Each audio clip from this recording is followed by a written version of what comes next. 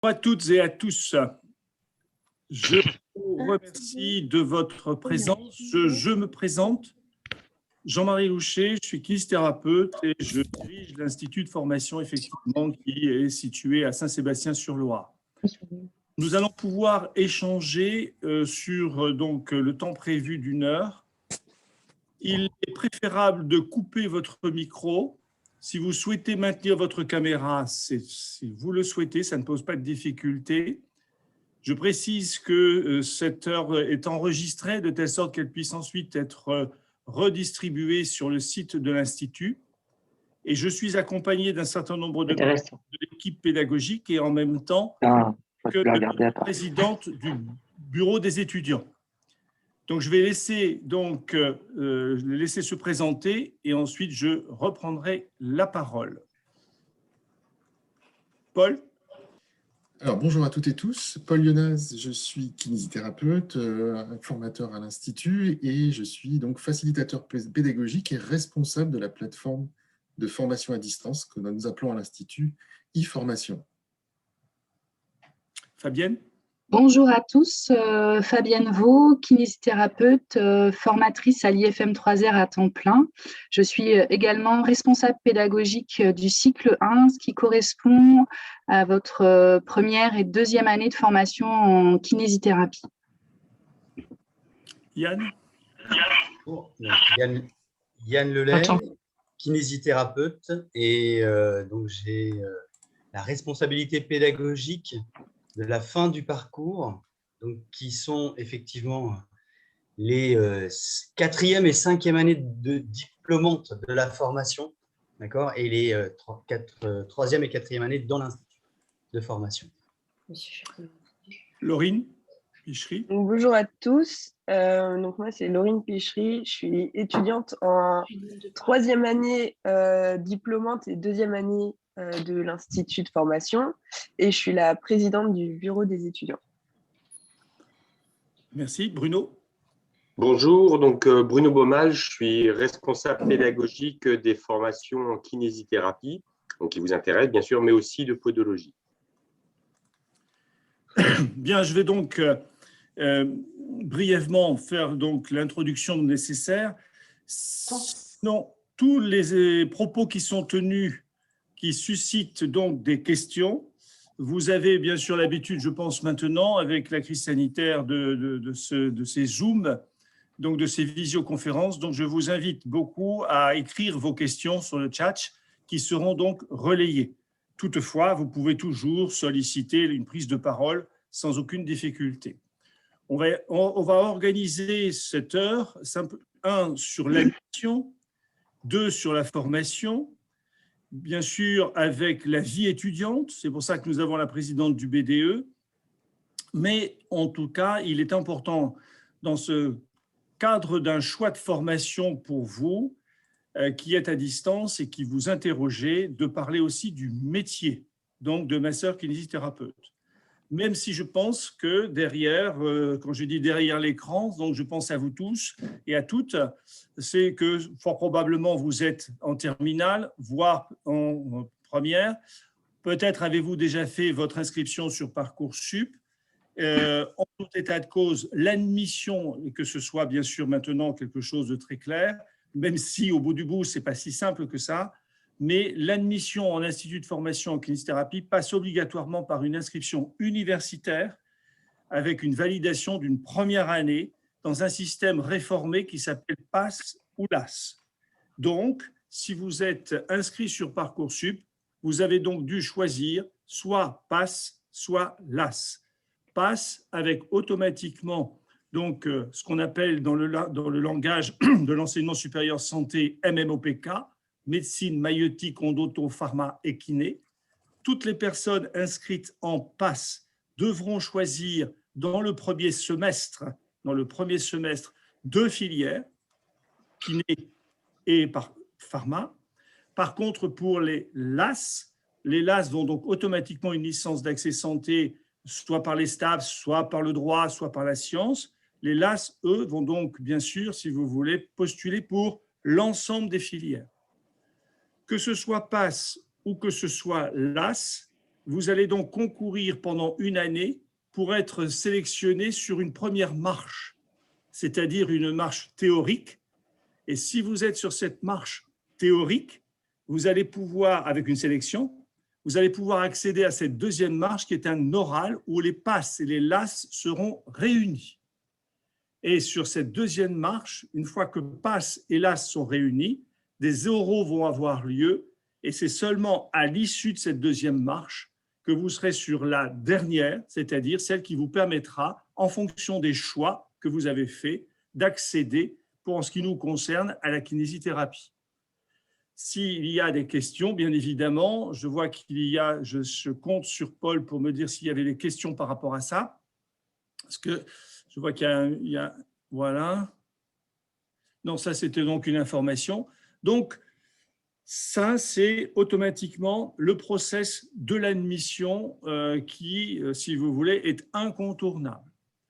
Alors, pour réussir à rentrer en deuxième année MMOPK, donc en kinésithérapie à l'Institut de formation, à l'issue donc de cette année, il est certain que ce qui vous attend, et vous l'avez peut-être vu sur les vidéos des journées portes ouvertes universitaires, que ce soit donc en santé ou chez les STAPS, en tout cas, ce qui vous attend est une année de sélection, une année difficile avec une forte organisation de travail et de capacité de travail. Même si le système a changé, je suis sûr que Laurine Pichery, qui est notre présidente de BDE, vous dira, si vous voulez, le contexte dans lequel, à l'issue du bac, vous allez vous retrouver pour être sélectionné. Un mot, Laurine ? Oui, bah, après, moi, là, je vois aussi, il y a des questions sur les parcours passerelles. Donc, je sais que dispense. Donc là, moi, je pourrais aussi répondre parce que je suis passée par ce biais-là. Vous pouvez. Oui, d'accord. Et bah, moi, j'ai fait une licence STAPS parcours APAS, donc activité physique adaptée à la santé, que j'ai obtenue au Mans. Et en fait, le processus fait que bah, vous envoyez votre dossier, il est sélectionné parmi un certain nombre et après vous allez en entretien à l'Institut et en fait après vous êtes sélectionné à l'issue de l'entretien. Donc après pour la licence, je sais, enfin moi c'était parcours APAS parce que j'avais toujours eu l'idée de faire kiné parce que j'ai fait une année de PACES après mon bac. Donc après, c'était celle qui se rapprochait le plus en fait du parcours santé qui peut être enseigné à l'Institut de formation de kiné. Après, je pense, Jean-Marie Luchet, vous me direz, mais peut-être que des STAPS EM, éducation motricité qui veulent faire après prof de PS, ou alors ES ou EM, d'autres spécialités de STAPS peuvent être aussi sélectionnés. Mais en tout cas, la licence, c'est le plus petit diplôme avec lequel vous pouvez concourir pour passerelle ou dispense. Donc voilà. Oui, ce que je peux dire pour ce qui est des dispenses, donc c'est-à-dire on a un diplôme autre que kiné, par exemple on est pédicure-podologue ou ergothérapeute, ou on a un master ou on a une licence STAPS, c'est une possibilité de passerelle et de dispense pour entrer. Ce que je vous invite à faire, c'est à me recontacter et en général, je reçois en entretien pour expliquer le process, ce qui est à mon sens, si vous voulez, beaucoup plus efficace. Voilà ce que je peux dire pour ce qui est des dispenses. Une question. Des places précises pour les passés d'aujourd'hui. Oui, il y a aujourd'hui, donc dans les 92 places qui sont donc conditionnées par l'autorisation du Conseil régional, 92. Dans les 92, nous aurons des étudiants issus pour cette année, si vous voulez, de PASS, de PACES redoublant et de LAS. En 2022, là pour le coup, en 2022, nous n'aurons plus que des étudiants PASS et LAS. Et je vois, vous ne recrutez pas avec une licence sans option santé, non, automatiquement, pour pouvoir rentrer sur une deuxième année en santé, MMOPK, il vous faudra automatiquement choisir soit PASS, là vous êtes dans la santé, soit une LAS avec une option santé. Une question a été soulevée concernant les doublants PACES qui sont actuelle? Actuellement, les doublants en PACES, il y a des places de réservées dans le MMOPK.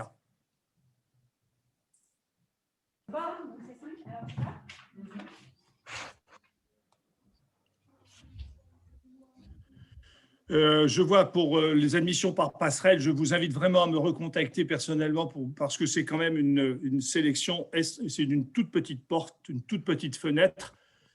Simplement pour dire, à la date d'aujourd'hui, c'est 140 dossiers qui nous arrivent pour entre 3 et 5 places. 140 dossiers entre 3 et 5 places par passerelle dispense. C'est extraordinairement difficile. Donc, il y a une commission et je pense que ça vaut la peine que je reçoive les personnes qui sont, en tout cas, de la région pour avoir des explications complémentaires. N'hésitez pas à réfléchir si vous avez d'autres questions sur l'admission. On suit de toute façon le chat. Je vais passer la parole donc à Yann Lelay pour vous parler effectivement du métier et de la formation. À quoi vous allez vous engager? Yann, c'est à toi. Yann, il faut que tu réactives ton micro. Merci. L'ordinateur m'a signalé.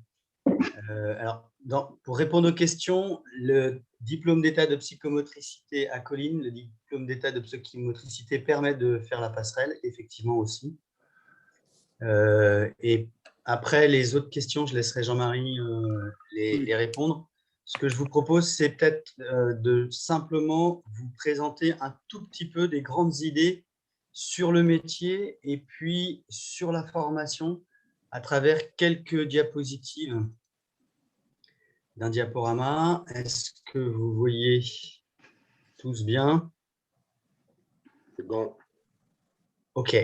Alors, ce qui est important pour tous par rapport au métier de masseur-kinésithérapeute, c'est de comprendre qu'il est un petit peu en train de changer quand même, puisque là où il y avait 3 années de formation jusqu'en 2015, en fait, on est passé à l'équivalent de 5 années, puisqu'il y a 1 année universitaire de recrutement et 4 années en institut de formation professionnelle avec une visée effectivement universitaire. Donc, probablement que je vous ai mis en extrait un tout petit peu les définitions historiques du métier, c'est-à-dire que historiquement, c'était pratiquer le massage et la gymnastique, d'accord? Et la réforme de 2015 a amené une nouvelle définition qui rend compte d'une autre façon aussi de penser le métier.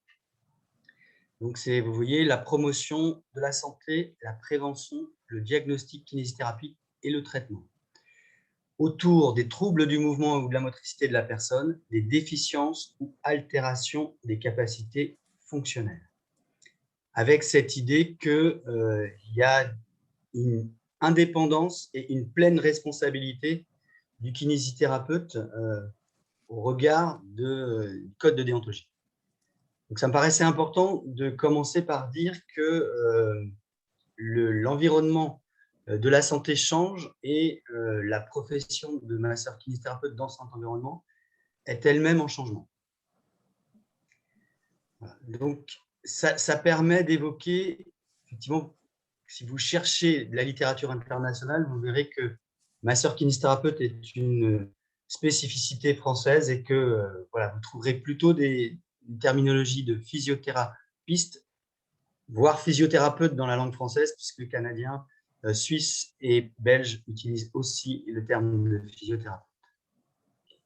Voilà. La définition, la dernière définition de façon plus exhaustive, si vous voulez la regarder et la lire.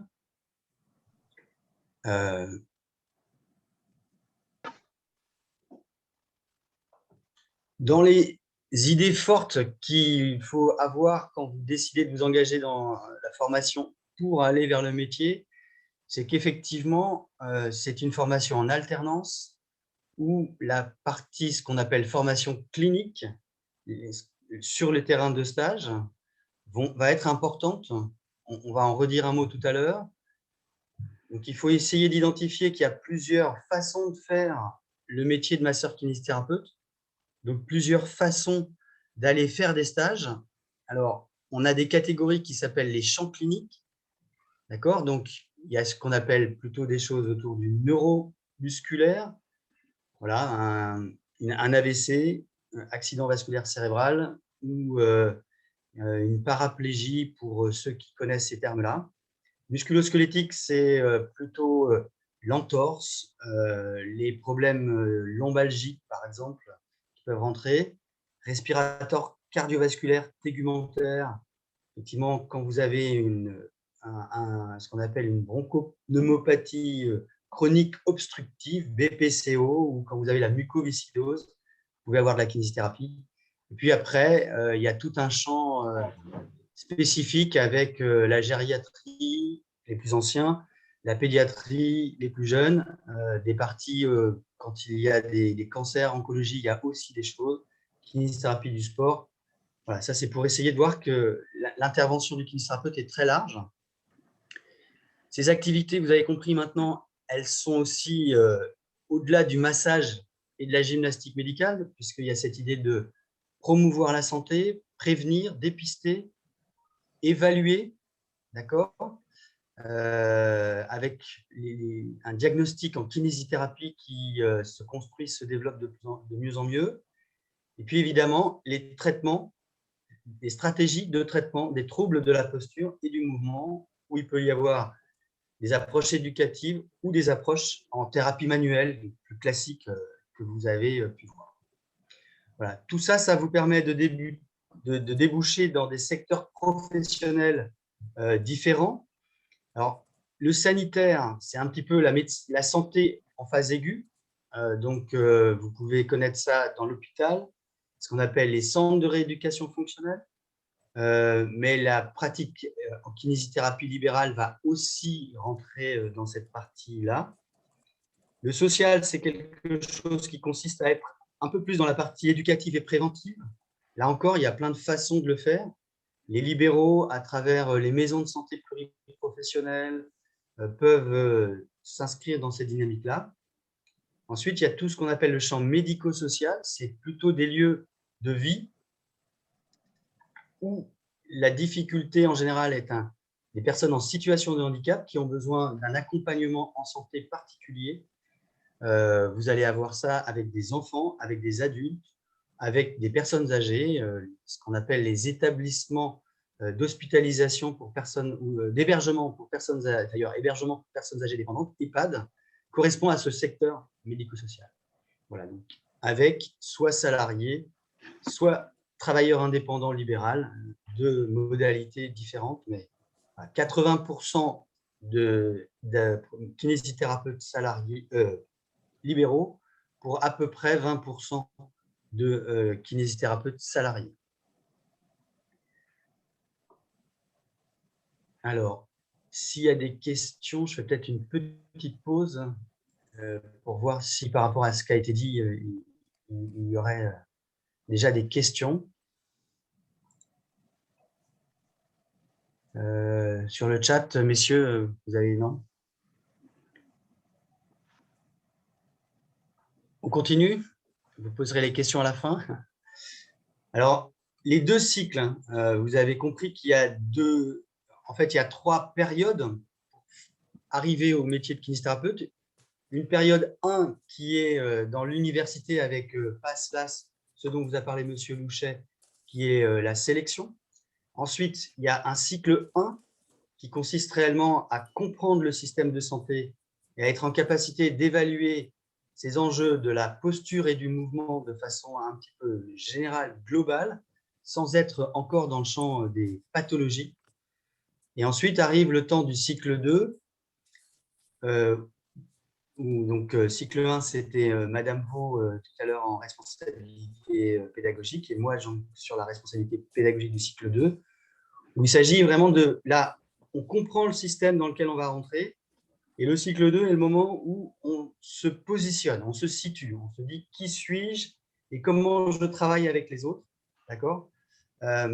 Et puis, donc l'enjeu, c'est vraiment d'améliorer, d'optimiser le mouvement, la motricité, les capacités fonctionnelles de l'être humain dans son environnement biopsychosocial, c'est-à-dire c'est vraiment l'idée d'appréhender la personne dans son contexte, avec toutes les dimensions qui la font de la dimension personnelle et intime et la partie plus physique, plus biomécanique. L'importance pour l'accession au métier, c'est vraiment cette formation qui vous est donnée et proposée à l'IFM 3R sur un fonctionnement en alternance, où finalement la partie de la formation clinique est pour moitié dans les apprentissages et fait vraiment partie intégrante de la façon de pouvoir accéder aussi au métier. Donc, ça représente un certain volume horaire important qu'on va vous montrer là dans la suite des diapositives. Donc, c'est vraiment un accès pour un métier et où l'alternance vous permet en tout cas de prendre cette identité professionnelle. Et donc, pour essayer de synthétiser et de donner une vision un peu globale du parcours de formation, des 4 années en institut de formation, en gros, on a considéré qu'il y a 3 grandes catégories de construction professionnelle. La première, ce que vient de dire Madame Vaux à l'instant, c'est l'expérience clinique, c'est les stages. Les stages représentent l'équivalent de 1470 heures de stage. Et là-dessus vient se rajouter, vous verrez, il y a un temps, ce qu'on appelle le travail personnel, c'est-à-dire que je ne suis pas en stage et tout ne se passe pas dans mon temps de stage. Je peux chercher de la littérature, je peux essayer de prendre des notes ou de préparer des interventions pour expliquer des choses dans mon terrain de stage. Donc, un temps de travail personnel. Et tout ce qui sera souligné, c'est le temps qui est considéré comme le temps opérationnel d'action de l'étudiant. À côté du stage, il y a certaines unités d'enseignement qui soutiennent la démarche professionnelle. Donc, il y a souvent ce qu'on appelle les unités d'intégration. On cherche à travailler toutes les unités d'enseignement pour développer toutes les compétences. Et puis ensuite, 2 champs, les sciences de façon un peu générale, donc de la science biomédicale aux sciences humaines et sociales, d'accord ? Et puis de l'autre côté, ce qu'on appelle ingénierie et pratique en massokinésithérapie, c'est les savoir-faire, les savoir-être, donc le raisonnement clinique d'un kinésithérapeute, les techniques d'un kinésithérapeute. Donc si on regarde un peu ce qui se dit de ça, vous voyez 790 heures de connaissances scientifiques qui aident à construire son activité professionnelle, 700 heures qui correspondent à la partie plus mise en œuvre, soit dans la conception de son action, soit dans les techniques pour agir. Et quand vous êtes là, vous êtes à peu près à l'équivalent du terrain de stage. D'accord ? 1490, 1470. Et puis, on a 490 heures qui font un travail de synthèse entre ces 3 grands champs, l'expérience, les sciences et l'ingénierie en kinésithérapie. Alors, ce qu'il faut aussi repérer dans cette formation, dans ce parcours de formation, c'est ce qu'on a appelé le temps personnel. Donc, vous voyez, 1165 heures, 1050 heures, 795 heures, 190 heures. Vous voyez bien qu'on a presque autant de temps personnel que de temps en formation, que ce soit cours magistraux, travaux pratiques ou travaux dirigés. Voilà, donc, je pense que c'était… on peut arrêter cette partie-là pour que ce soit un moment où vous posiez les questions. C'était vraiment vous donner comme ça une vision du métier et une vision de la formation pour entrer dans le métier. Donc maintenant, je vous encourage plutôt à poser des questions sur le parcours de formation ou le métier.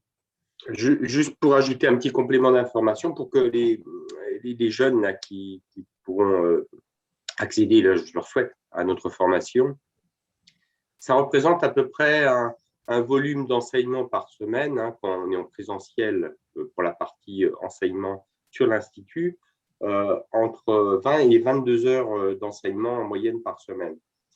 Ce qui veut dire que ça, c'est le présentiel en termes d'enseignement.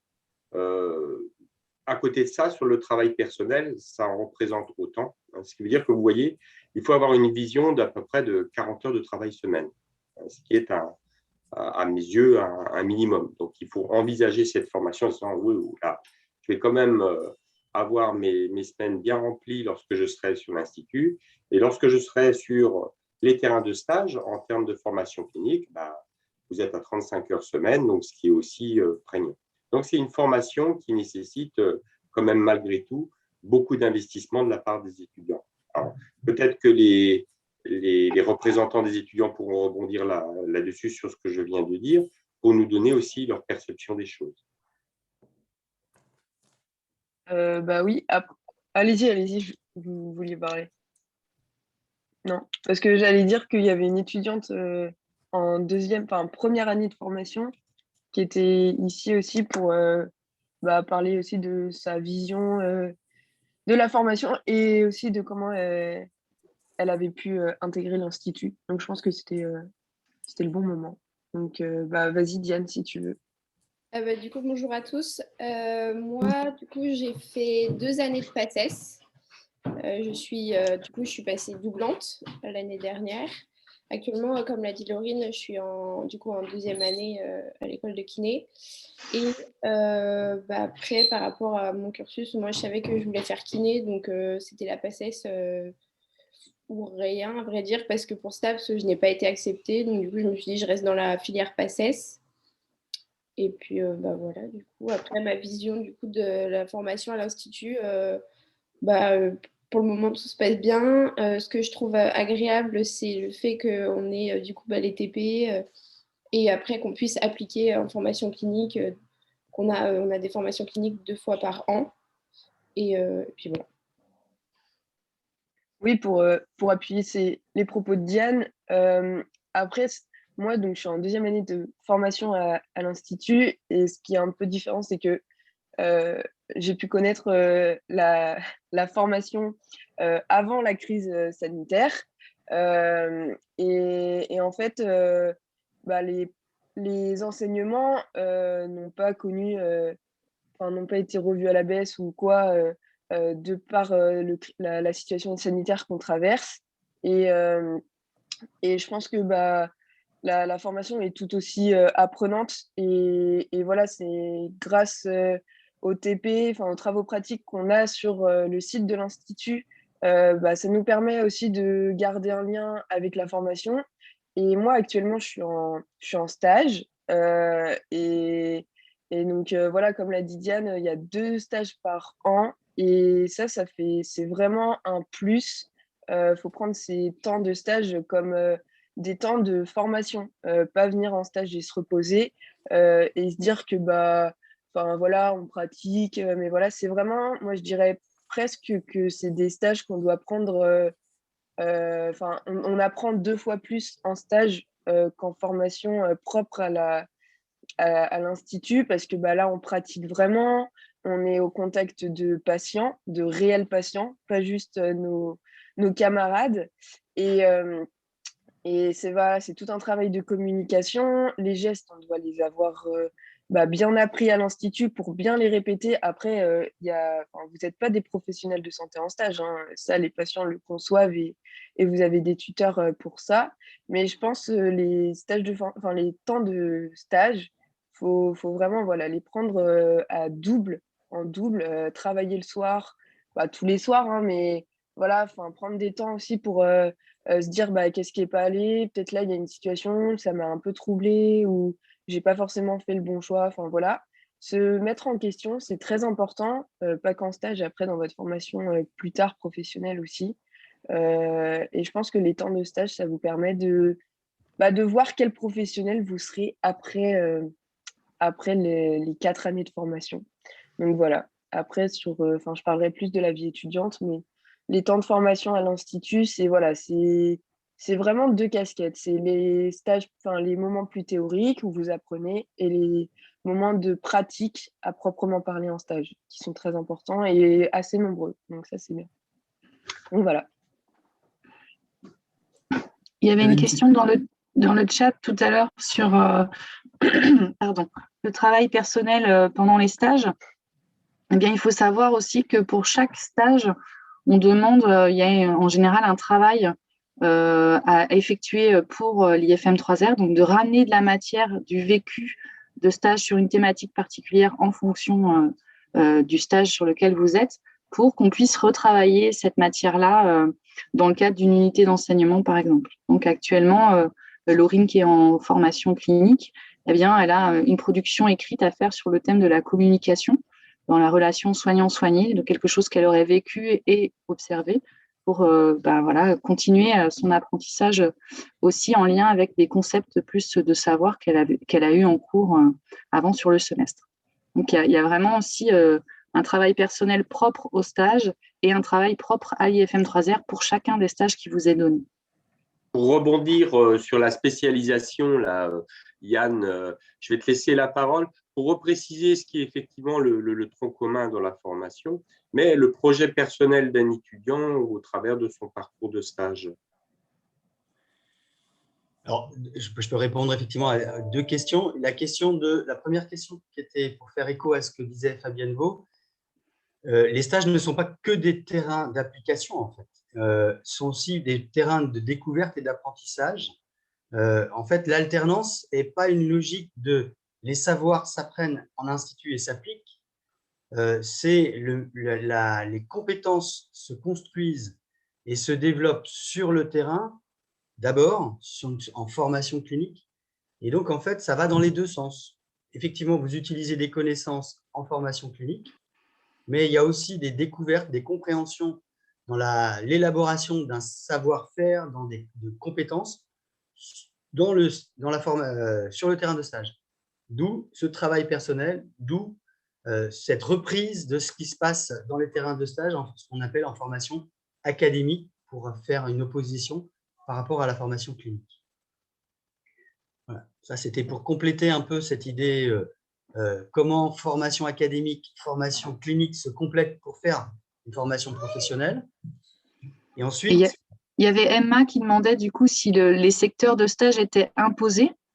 Donc, effectivement, sur le cycle 1, sur la 2e et 3e année à l'Institut, on est maintenant sur un parcours où on vous fait passer sur les différents champs et en tout cas dans les différentes modalités. Donc, il y a un parcours qui est un peu plus cadré, imposé. Et après, sur le cycle 2, de pouvoir accéder sur des choix, en tout cas. Pour effectivement, au départ de votre identité personnelle et de votre projet professionnel, qu'on travaille aussi ensemble dans des unités d'enseignement, la 12 et la 13, qui sont des unités optionnelles, de réfléchir finalement à comment on peut optimiser son parcours de formation et puis avoir quelque chose, une identité professionnelle propre à la sortie, quand bien même les enseignements que vous recevez sont plutôt donnés de manière généraliste. Sur le métier… Vas-y, Jean-Marie. Oui, je voudrais juste, parce qu'il y a quelques questions sur l'admission. Donc, simplement, vous avez parfaitement bien compris que la formation ne va pas vous donner un CV, elle va vous donner un métier. Ça me semble, moi, très, très important. Après, si je fais du lien avec « oui, mais ça m'intéresse d'être kinésithérapeute, c'est effectivement ce que je veux faire », c'est logique que certains d'entre vous, et j'ai vu sur le chat, se posent la question, oui, mais est-ce que vous intervenez, vous, pour sélectionner les étudiants, passe, LAS, etc. Nous n'intervenons pas sur l'algorithme de l'université. Vous êtes inscrit, si vous êtes en terminale, sur Parcoursup pour choisir passe ou LAS, et là, si vous voulez, vous allez avoir la bonne surprise d'être sélectionné ou pas. Là, nous n'intervenons pas. Par contre, nous intervenons une fois en passe, très peu sur une LAS STAPS, et quand on intervient en passe, on va intervenir sur la deuxième marche de la sélection. Et cette deuxième marche de la sélection, si vous voulez, elle est très importante puisque là, vous allez avoir à répondre à un mot-clé, à une question sur très peu de temps, sur des jurys et à l'oral. Donc là, votre projet professionnel, votre approche d'un métier de santé avec son exigence, si vous voulez, l'altruisme nécessaire, le fonctionnement du corps humain, etc. Donc, tout ça va être très important. Donc, on comprend bien à ce moment-là que quand vous êtes en terminale, c'est vos notes, c'est votre dossier de première et de terminale. C'est comme ça, les dés sont jetés. Si vous êtes en première, ben, vous avez encore une année là pour bien réfléchir. Une fois que vous avez la chance d'être sélectionné en passe ou LAS, on a de nouveau une première marche à gravir où là aussi, c'est la capacité de travail et c'est les résultats. C'est une sélection quand même. Mais par contre, si vous accédez à la deuxième marche, ça correspond à ce qui vient d'être dit, c'est-à-dire essayer de mettre au clair votre projet professionnel. Car vous aurez effectivement à convaincre à l'oral que vous voulez bien faire un métier de santé. Ce ne sera plus la meilleure note qui va être prise en compte. Voilà, Yann, je te donne la parole. Des questions, excuse-moi Jean-Marie, sur le sujet de la sélection, il y a des questions sur la répartition, le taux entre PASS et LAS et le nombre de places qui avait été mentionné aussi tout à l'heure, PASS, LAS, PASSES. Pour revenir là-dessus, s'il te plaît. Alors, pour cette année-là, Joséphine, Thomas et Colas. Pour cette année qui est en cours, si vous voulez, nous avons des redoublants de PASSES. Donc, on peut penser que nous aurons, parce que ce n'est pas si évident que cela sur les chiffres exacts, mais on peut avoir un tiers de PASS, un tiers de LAS et un tiers de redoublants de PASSES pour entrer en deuxième année MMOPK. Pour 2022, la rentrée de 2022, il n'y aura plus que des PASS et des LAS. Nous n'avons pas d'antériorité. On peut penser un 50-50, mais ça peut être 60-40 et je ne peux pas vous dire, je suis désolé, je ne peux pas vous dire dans quel sens. Ça pourrait être 60% de LAS, 40% de PASS, ou ça peut être 50-50, ou ça peut être 60% de PASS, 40% de LAS. Puisque le système se met en place, nous n'avons aucune antériorité de la sélection qui va aboutir, si vous voulez, cette année, avec des PASSES redoublants, et encore moins donc de repères sur des PASS LAS 100%. Mais ce que j'entends dire à l'université, que ce soit chez les PASS ou chez les LAS, il faut l'entendre, c'est peut-être pas si simple que ça, mais c'est effectivement les meilleurs qui vont pouvoir, si vous voulez, y accéder, c'est-à-dire grande capacité de travail, d'organisation. C'est une année un peu entre parenthèses qu'il faut bien sûr prendre en compte.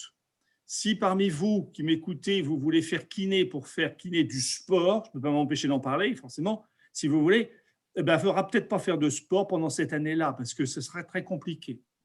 Ce sera très compliqué. Je parle ça sous couvert, si vous voulez, donc de Diane André qui sort de PASSES et qui, si vous voulez, a trimé dur pour réussir une sélection.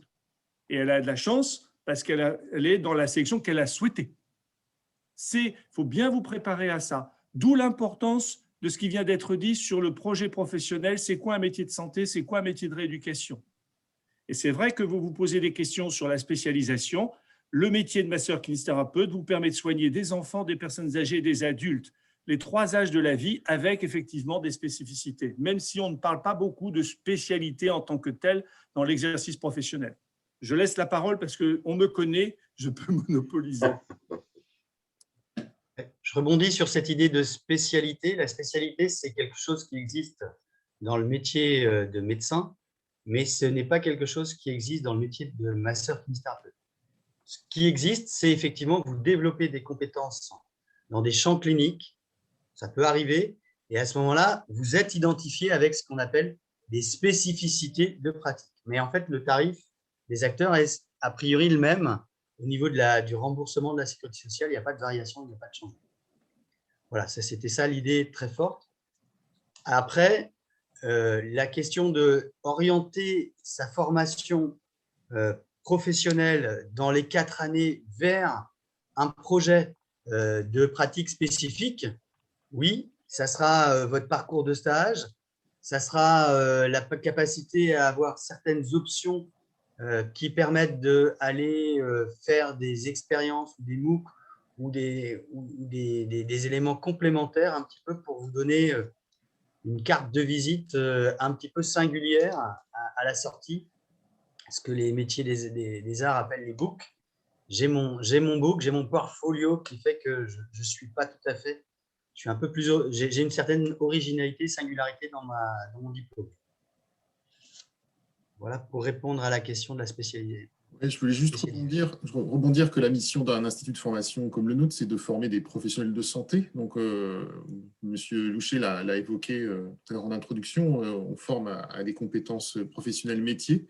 On appartient aux professionnels de santé. Le contexte Covid nous a aussi rappelé que peuvent être mobilisés, notamment pour des situations de crise sanitaire. Donc, on fait partie de ces professions qui sont mobilisables, qui ont été mobilisées pour intervenir auprès des patients en situation Covid, dans les services de pneumologie notamment, mais aussi dans la gestion des séquelles. Donc, il est très important que tous les kinésithérapeutes soient formés avec un niveau de compétences en tant qu'intervenants dans la santé, de façon générale, et bien sûr dans le cœur de métier, mais en tant que partenaire de tous les autres métiers, y compris en situation de crise. Donc, c'est aussi important de rappeler que, certes, il y a une voie, on se singularise, et à la fois, on a une responsabilité de service public de santé qui est aussi à déployer et à développer dans la construction et dans le parcours, et ce qui est aussi accompagné, c'est-à-dire à la fois le développement de l'identité professionnelle, de l'intégration de la responsabilité qui est celle d'un professionnel de santé, et bien sûr la singularisation, l'identité, bien sûr qui est bien normale. On est tous des hommes et des femmes qui ont des particularités, des sensibilités professionnelles à déployer.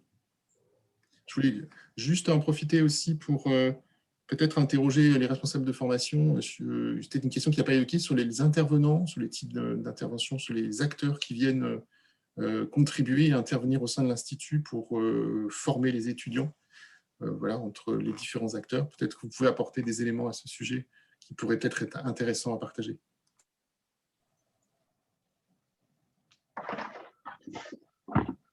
Alors, pour ce qui concerne les intervenants à l'IFM 3R, on fonctionne avec des professionnels de santé du terrain, dans ce qu'on appelle les intervenants extérieurs, qui viennent nous parler effectivement de ce qu'ils ont comme exercice au quotidien dans des unités d'enseignement spécifiques.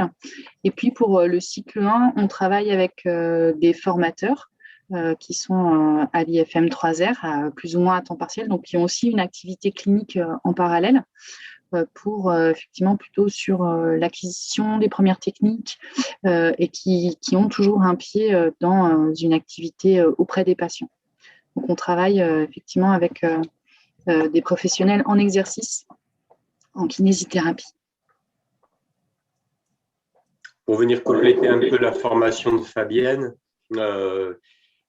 on a des formateurs permanents qui sont issus de la formation en kinésithérapie, comme ça a été précisé, et qui interviennent beaucoup plus auprès des étudiants durant le cycle 1 de formation, donc sur l'apport, comme ça a été précisé au départ par Yann Lelay, sur tous les fondamentaux à ce sujet-là, et puis surtout sur l'ingénierie en kinésithérapie. Les fondamentaux sont complétés par des intervenants extérieurs qui ont des connaissances et capacités dans les domaines. Et quand on passe en cycle 2, par contre, là, on intervient sur le champ de la physiopathologie. Donc, c'est beaucoup plus des intervenants extérieurs, donc à la fois issus du corps médical, mais aussi kinésithérapeutes qui interviennent cette fois-ci en fonction de leur spécialité dans les enseignements. Et sur la partie un peu plus haute là, de ce qu'on a présenté, les sciences, il peut y avoir aussi des enseignants-chercheurs des différentes universités qui peuvent intervenir, puisqu'on peut avoir des enseignants-chercheurs des sciences humaines, des enseignants-chercheurs en biologie, en biomécanique, évidemment en santé. Donc, il y a aussi des professionnels de terrain, des enseignants-chercheurs. On peut avoir des économistes pour aborder, des avocats pour aborder la question du droit. Donc, il y a une grande diversité des intervenants, des universitaires, des professionnels et quelques permanents qui ont développé, on va dire, un peu plus la partie éducative et pédagogique après avoir souvent fait un parcours professionnel de kinésithérapie.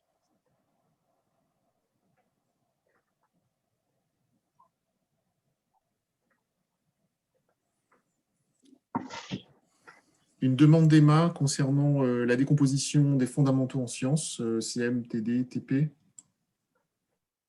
Si on on considère les stages, vous avez une formation pratique avec des travaux pratiques sur l'Institut et donc des stages de formation clinique pratiquement la moitié du temps, en sachant que les cours magistraux représentent à peu près entre 15 et 15%. Par contre, vous avez associé donc à ces travaux pratiques des travaux dirigés. Donc, la notion là est différente. Des travaux pratiques, c'est effectivement la main qui est mise en avant, puisque les kinésithérapeutes n'ont pas l'examen biologique à leur disposition, ni l'IRM et encore moins le scanner.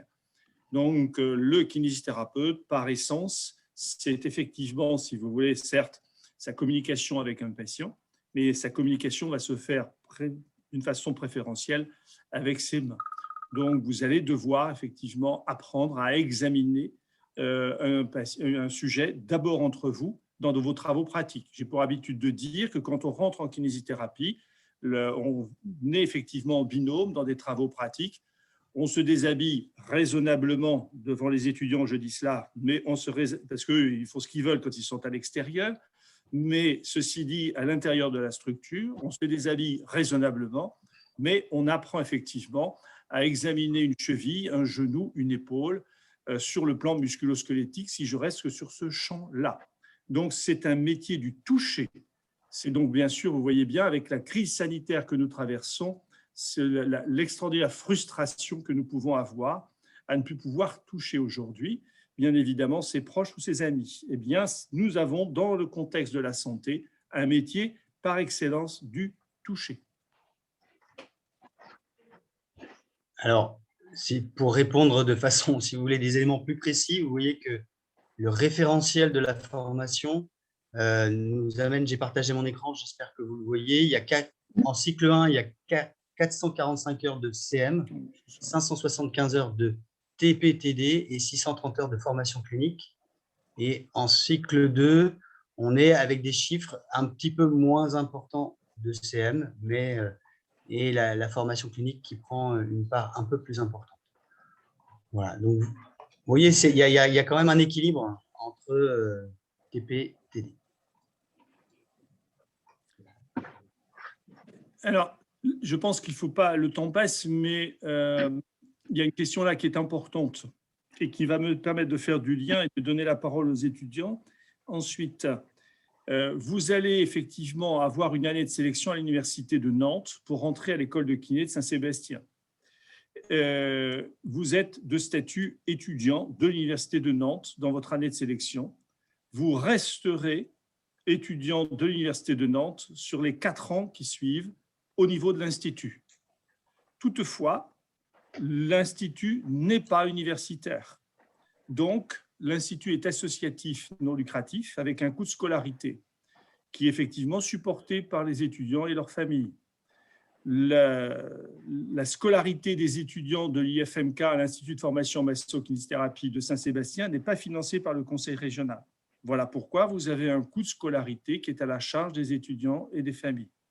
Toutefois, vous êtes étudiant, donc vous bénéficierez donc des services de l'université qui sont la BU santé, le RU, les logements ou le service de santé, mais vous aurez également des bourses en fonction, donc bien sûr, de vos niveaux de revenus, de l'imposition qui est la vôtre.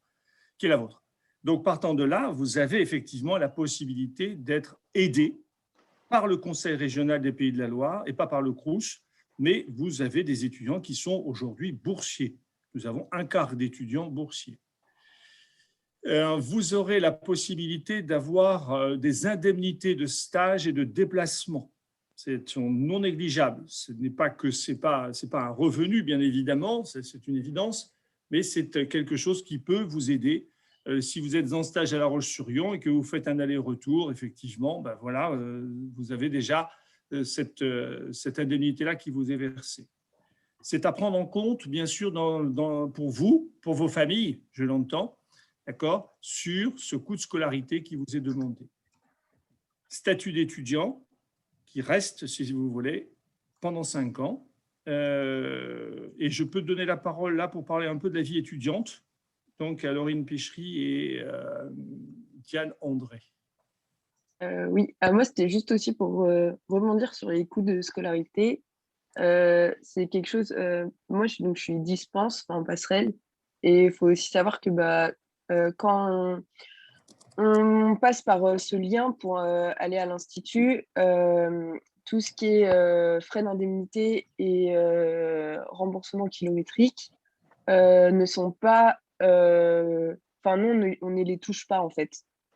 Parce qu'on a des statuts différents et la région ne nous reconnaît pas en tant que telle. Donc voilà. Non, mais c'est une petite subtilité qu'il faut prendre en compte dans le coût de scolarité à ajouter aux années, déjà au coût de scolarité qui est des 4 ans, et c'est quelque chose à prendre en compte dans les stages. Enfin voilà. Donc, pour la vie étudiante, donc voilà, moi je suis la présidente du bureau des étudiants. Donc, il faut savoir que nous, le bureau des étudiants, il se compose de 26 personnes, donc 25 en plus de moi. Et il y a 13 donc K2, donc première année, et 13 K3 comme moi en deuxième année de formation. Donc, c'est des postes en fait doublants. Par exemple, vous avez 2 présidents. Enfin, là, il y a moi et un président qui est en K2. Et comme ça, ainsi de suite sur les 13 postes.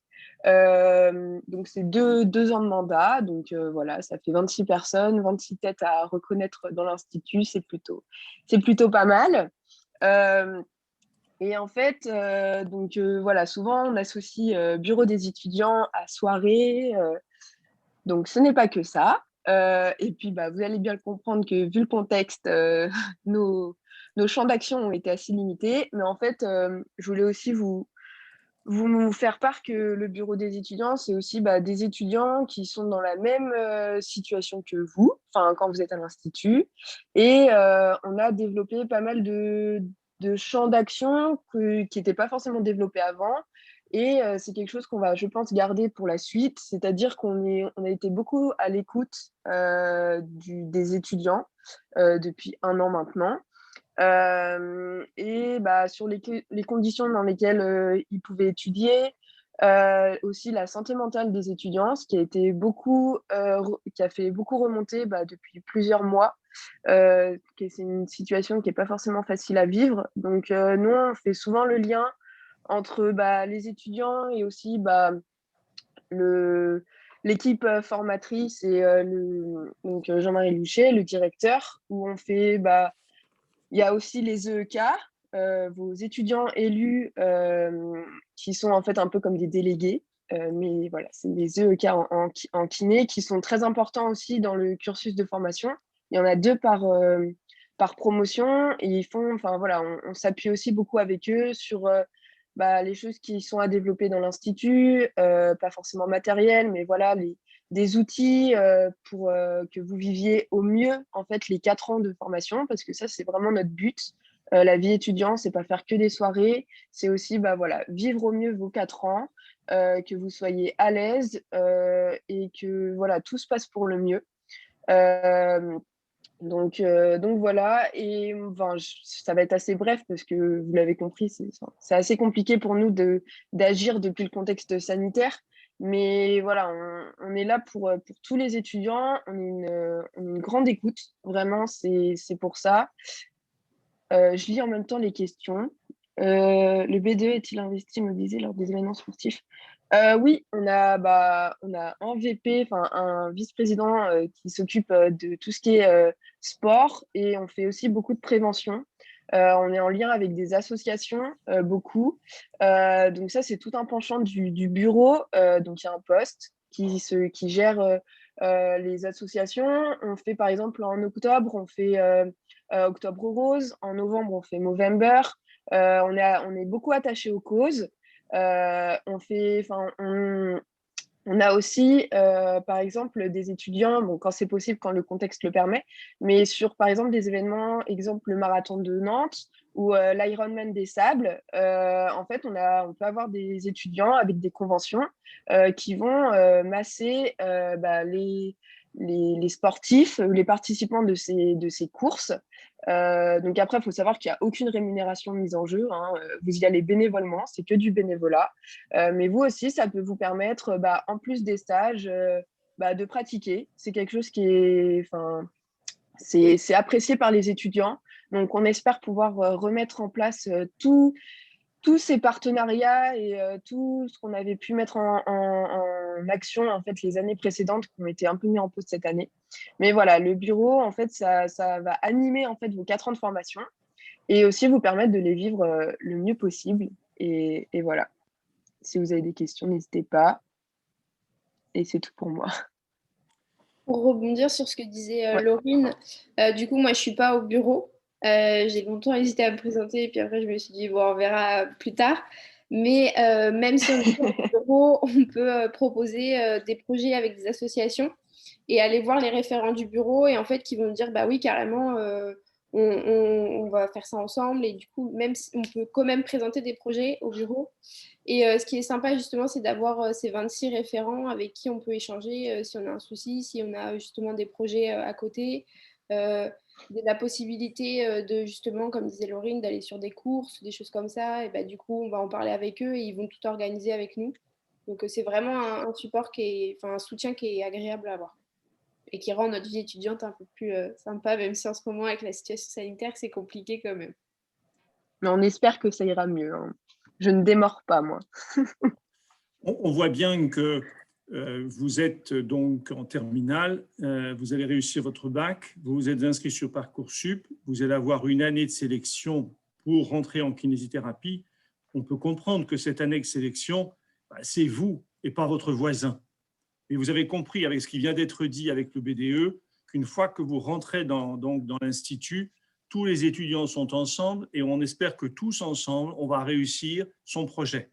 Et aussi en essayant bien sûr d'équilibrer son projet de formation, son activité avec son projet de vie, que ce soit effectivement aussi pour faire d'autres activités culturelles ou sportives.